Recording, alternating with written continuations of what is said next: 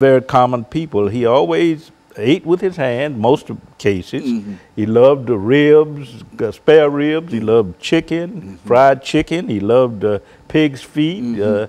He loves collard greens and cornbread. So he was able to relate to people at the lower levels of the social economic ladder because of his eating habits. Soul food. Yes, soul food. And also his love for music. He had a great love for the Negro spirituals, for gospel music, also for rhythm and blues, Sam and Dave, the music of Aretha Franklin. So he was able to embrace different kinds of music. He was able to had a great appreciation for dance. He was very playful. He teased people a lot, and he used to tell a lot of jokes, and had this tremendous gift of folk wit, humor, and laughter. He loved to tell jokes about Negro preachers. He loved to tell jokes about the Negro church, and jokes about the movement. So he was a very fun-loving person, and he found the energy, the inner resources to celebrate and enjoy life, despite the fact that he was receiving sometimes 40 telephone calls a day threatening his life. He was jailed some 20 to 25 times. His family was threatened. He was the victim of verbal abuse, racial epithets, but he still found time to enjoy life, to celebrate life through his eating habits, through his love for music and dance, through his tendencies to be playful, to tease people, and also through his gift of folk wit and humor and laughter. Dr. King, according to Ralph Abernathy, had he not succeeded as a civil rights leader, he would have succeeded as a stand-up comic. That's right. That's exactly it. Had not Barack Obama been the president of the United States, he would have succeeded as what? A stand-up comedian. That's right. That's exactly it. So to say that Dr. King was in some ways the comedian of the civil rights movement is not to trivialize his role. That's right. He was a tremendous leader, but he was able to inject humor and wit and laughter into the movement. And even in the most difficult situations, because for an example, before they moved into Birmingham in 1963, Dr. King preached a mock eulogy for Ralph Abernathy and others who were involved. Said, look, we're going into Birmingham. Some of us might not make it. This is what I'm going to say over your dead body.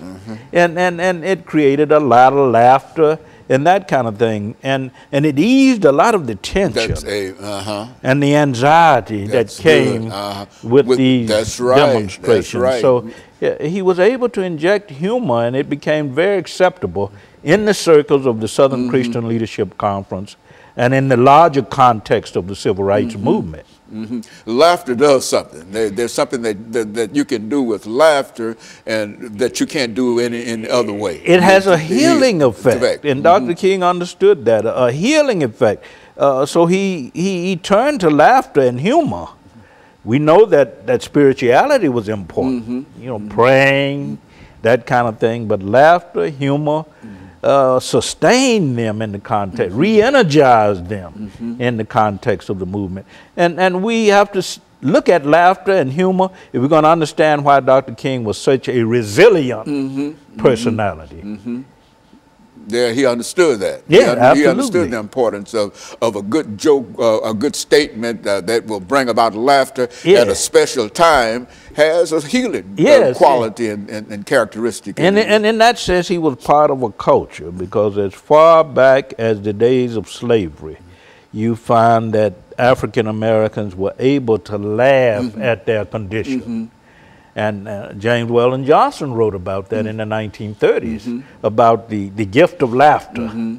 humor in the black community and how it was a compensating mechanism. Right. Laugh instead of crying. Yes. That's exactly what it is. And sometimes you want to cry, but you might be too old to cry, and so you come up with something funny in reference to laughter. Yes, it was a compensating mechanism. Right. It had a healing effect, and Dr. King was an heir of that.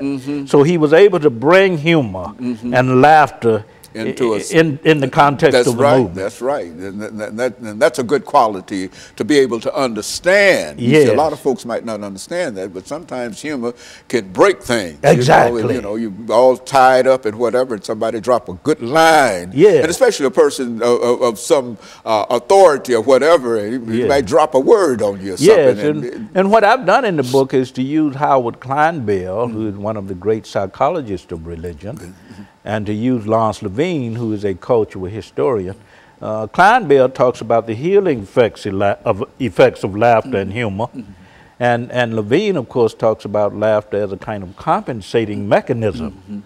So I've used these scholars to frame my thoughts about Dr. King and his use of humor and his you know, delight in laughter and wit in the context of the movement. So that's a side, I think, that has not been covered in the scholarship on Dr. King. And I think that that's a contribution. That's a big contribution in terms of who Dr. King was. Yes. You see, you've got his statue on the Mall in Washington, D.C., and you know all these other things about this great man. But here was a man that could tell a joke, that understood a joke, and could have laughter among his friends and etc. Yeah, we know the superhero, the larger-than-life personality, but we don't know the ordinary person or the human being. And you're able to reveal this in this book. That's right. So what we're going to do, we're going to take this second commercial break, and then we'll come back with this final segment. And we'll be back with our audience following this very, very short commercial break.